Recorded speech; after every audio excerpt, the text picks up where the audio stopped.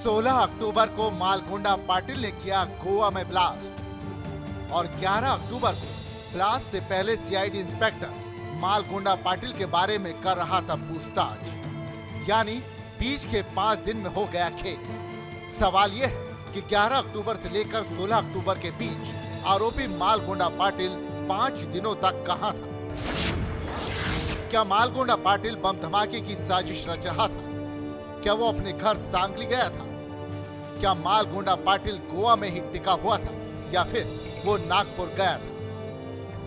सनातन प्रभात संस्था ने अपने अखबार में सीआईडी इंस्पेक्टर और अपनी साधिका के बीच 11 तारीख को फोन पर हुई बातचीत का जो ब्यौरा छापा है, उसने सीआईडी पर भी सवाल खड़े कर दिए।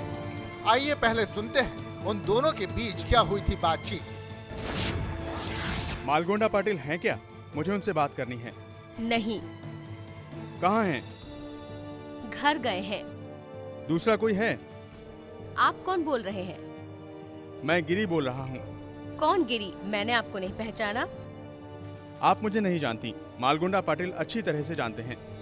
मैं आपको एक और साधक का मोबाइल नंबर देती हूँ, आप उनसे बात कर लीजिए। आपका नाम क्या है? मैं स्वागत कक्ष से बोल रही हूँ। स्वागत कक्ष का भी नाम होता है?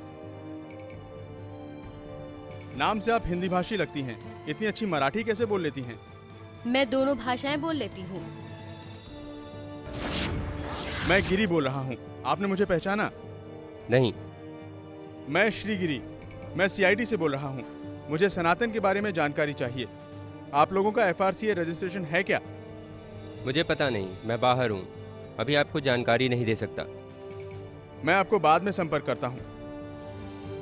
इस बातचीत को सुनने के बाद 3 बातें साफ हैं। पहला, सीआईडी ने गड़बड़ी की आशंका को सूंघ लिया था, इसलिए वो मालगुंडा पाटिल को खोज रही थी। सीआईडी इंस्पेक्टर श्रीगिरी और मालगुंडा पाटिल एक दूसरे को पहले से ही जानते हैं। और तीसरा, सनातन प्रभात संस्था की साधिका के मुताबिक मालगुंडा पाटिल सांगली में अपने गांव गया था।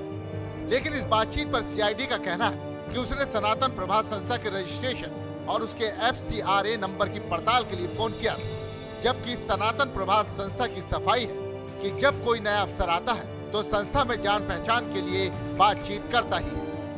संस्था के फंड्स के बारे में कुछ इंक्वायरी की जा रही थी, ऐसा कुछ आपको लगता है क्या? नहीं, ऐसा तो कभी हुआ नहीं, ऐसा कभी हुआ नहीं। रूटीन में नया आया हूँ तो रूटीन इंक्वायरी के लिए मैंने फ़ोन किया है। और इससे पहले भी कोई आता था तो मालगुंडा पाटिल इज टू अटेंड, वो अटेंड करता था उनको, और उसी सिलसिले में वहाँ उनका संपर्क नंबर था, उनका नाम था, तो ये अटेंड करते हैं तो इसके साथ उनको बोलना था शायद, इसलिए उन्होंने उनके बारे में पूछा था कि उनसे बात करें उससे। लेकिन साधिका और सीआईडी इंस्पेक्टर के बीच बातचीत से साफ है कि इंस्पेक्टर श्रीगिरी और धमाके के आरोपी मालगुंडा पाटिल की पहले से ही जान पहचान थी। जाहिर है सनातन संस्था इस मामले में झूठ बोल रही है। सीआईडी को भी इस बारे में जवाब देना होगा कि क्या उसे गोवा ब्लास्ट की साजिश का पहले से ही पता था।